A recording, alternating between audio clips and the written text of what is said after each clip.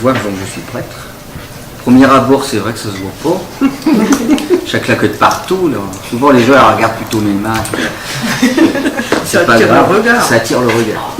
Et donc prêtre, mais aussi engagé.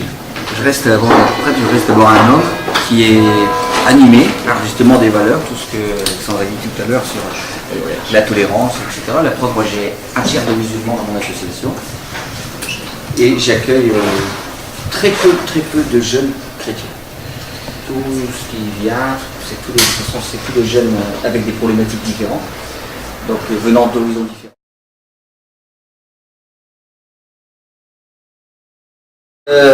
Mes parents n'étaient pas forcément chrétiens, ne le sont pas forcément, mais mon grand-père était musulman. D'abord j'ai eu j'ai grandi dans une cité où il y avait beaucoup aussi de musulmans.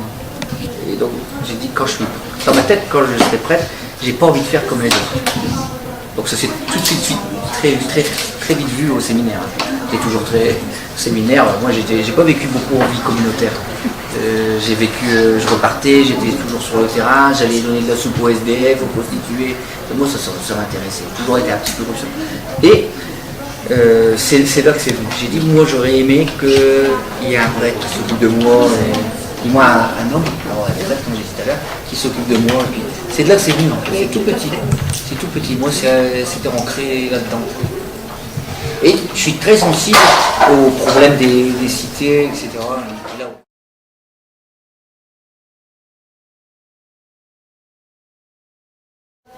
Et l'essentiel, c'est d'aimer et de rendre un petit peu de joie et d'être heureux. Et que les autres soient heureux. Ça, et après, quand je dis l'essentiel, c'est que voilà, quand il y a des embûches, je m'embête pas avec ça. Soit j'y vais, soit si, soit là. Et voilà. C'est l'abbé Pierre qui disait ça. Le jour où vous continuez, il faut toujours continuer de croire, même si vous êtes le seul, mais tant que vous faites le bien, en gros, ça veut dire ça. Et moi, je suis fort sensible à tous ces mecs-là, comme l'abbé Pierre, Mère Thérèse, à Coluche, tous ces gens. L'abbé Pierre disait la voix des sans-voix doit empêcher les puissants de dormir. Donc je pense qu'il doit avoir un clair d'insomnie.